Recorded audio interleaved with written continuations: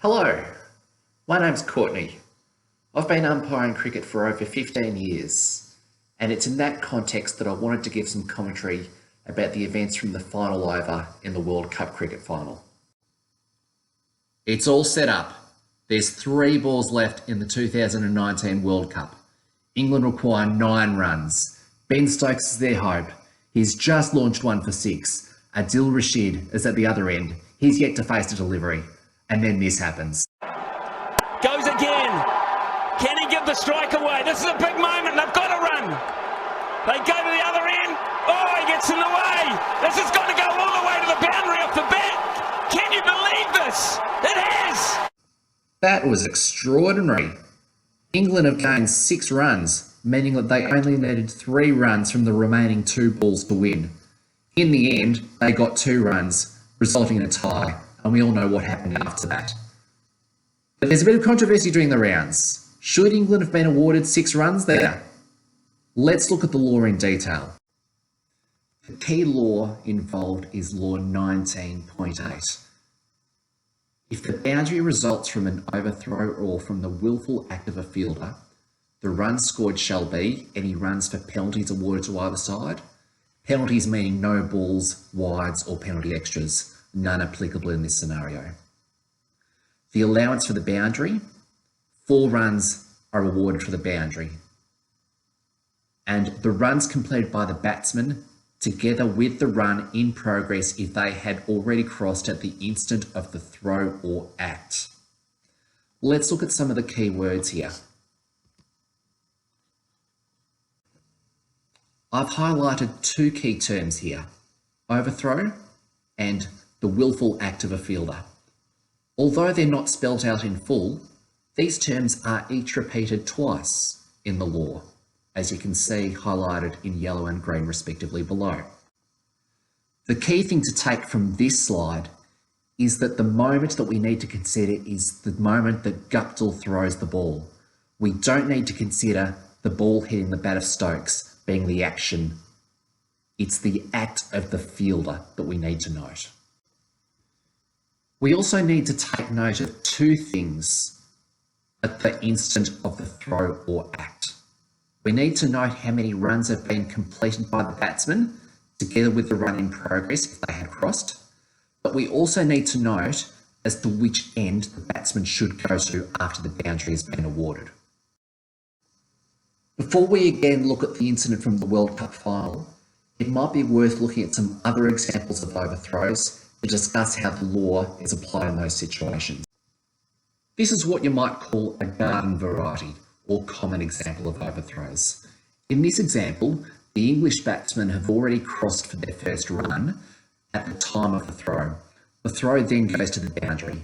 So the batsmen get credit for the 1 run that they had crossed for, plus the 4 run allowance to the boundary. So 5 runs are awarded to the batsman. Near it. Not there. That's just a single. Or what has happened here? What a way to bring up 3 figures. Alistair Cook has... This is a slightly more unusual example, but the same principles apply. In this example, the batsmen are running their 3rd run when the ball is thrown to Peterson in the infield. The ball isn't dead. He fires a throw that then goes to the boundary. So it's Peterson's throw that we need to take note of for the timing. At the time of Peterson's throw, the batsmen had completed 3 runs, but not yet crossed for their 4th run.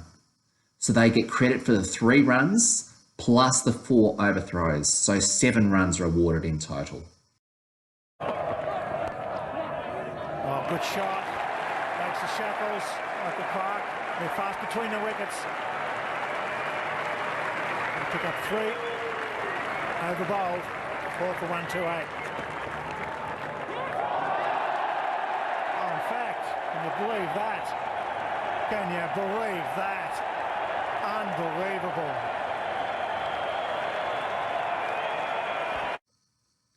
This is a very unusual situation, and in some ways perhaps the one that closest resembles what happened in the World Cup final. Trust Rob Belinda too to come up with the goods. In this example, the ball comes off the batsman and goes for leg byes. goes to John Embury in the outfield. The batsmen begin running their third when John Embury fires in the throw that goes all the way from fine leg down to the long off boundary. An extraordinary throw. The batsmen in the end have been awarded 7 leg byes according to the commentary. Although we don't have the perfect shot as to where the batsmen were at the time that the ball was thrown, we can deduce from some of the footage that they probably had not crossed at the time of the throw. So according to the law as it's written, if that assumption is correct, they should only have been given the 2 plus the 4 for a total of 6 leg byes. It's quite clear there was no question of there being any interference or... Let's see what happened. Emery got his foot to it. A wild throw to try and prevent the third. Went past Russell, took no notice of it. There was no one backing up, and the ball shot through down to the boundary. It's pretty obvious.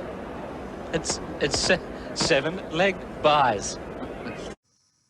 Now, keeping in mind what we've discussed with the law so far and with the other examples, this wider view of the example from the World Cup final should help you come up with what should have been the correct decision. Totally inadvertent.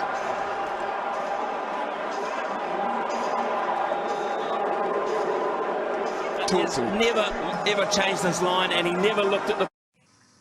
Unfortunately for the umpires and for New Zealand, it's quite clear when you look at the vision and the law in detail that the correct decision would have been to award England and Ben Stokes only the 5 runs from this delivery. In addition, Adil Rashid should have been made to face the next delivery. Who knows whether this would have changed the result of the match, but unfortunately, it is a big talking point. I do, however, want to sympathise with the umpires. There cannot be much more pressure in a cricket match than a World Cup final in a close finish at Lords with the world watching.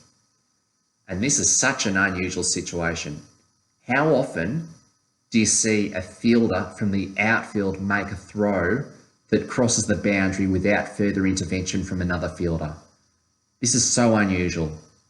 And as such, it's unlikely that the umpire's primary focus at the time of Guptill's throw would have been on the position of the batsman as to whether they'd crossed. He probably would have been trying to make his own position side on to the throw to adjudge for a possible run out at his end. I've never been good enough to umpire a cricket match at a level where the third umpire is available to me. What I do know is that the third umpire is only allowed to intervene under certain circumstances. When reviewing the playing conditions, the ICC playing conditions for one-day internationals regarding umpire reviews, there does actually seem to be some ambiguity as to whether the umpires could have referred this decision for intervention by the third umpire. The bowler's end umpire can refer to the third umpire for boundary decisions as to whether a 4 or a 6 has been scored. They can also refer to the third umpire in instances of batsmen running to the same end to see which batsman has been run out if the umpires are unsure about that. But this instance of whose ground or whether the batsman had crossed in an instance of overthrows isn't specifically covered. So I'm sure the ICC will be looking at that in due course for the future. Given that 4 extra runs resulted from the ball ricocheting off Ben Stokes' bat, I'm anticipating that some commentators will be calling for the dead ball law to be changed, such that no further runs can be awarded to the batting team after the ball has made further contact with the batsman or his bat. In this example, the law went against New Zealand. It was unlucky for them. It was a genuine attempt to make a run out, and unfortunately extra runs resulted from that. But I think the law does need to stay as it currently is. There does need to be some disincentive to fielders making wild throws at the batsman. And if that disincentive is that the ball could potentially ricochet from the batsman and go to the boundary, then so be it. Just a quick addition that after I'd finished recording this video and while I was editing it, ready to put on YouTube, a notification's come up on my phone with ESPN Cricinfo reporting that former respected international umpire Simon Torfel has come out and confirmed much of what I've said during this video, that 5 runs would have been the correct call but he's also acknowledged how much pressure the umpires were under and the unique circumstances associated with this decision. It probably is unfair to say that this call decided the World Cup, but it's impossible to avoid that this did happen during a pressure situation and people are talking about it. This certainly isn't the first time that I've thought about making a video in response to a controversial episode in a cricket or Australian football match, but it is the first time that I've actually gone ahead and made it. So excuse me for the amateur production, but I hope that the information gives you some extra context as to how that decision was made. In the future, I might make further videos in response to controversial episodes. If you've got any questions, comments, feedback, or topics that you might want me to address, please leave them in the comments below or hit me up on Twitter. Thanks for watching. Congratulations to England and commiserations to New Zealand on their results in the Cricket World Cup.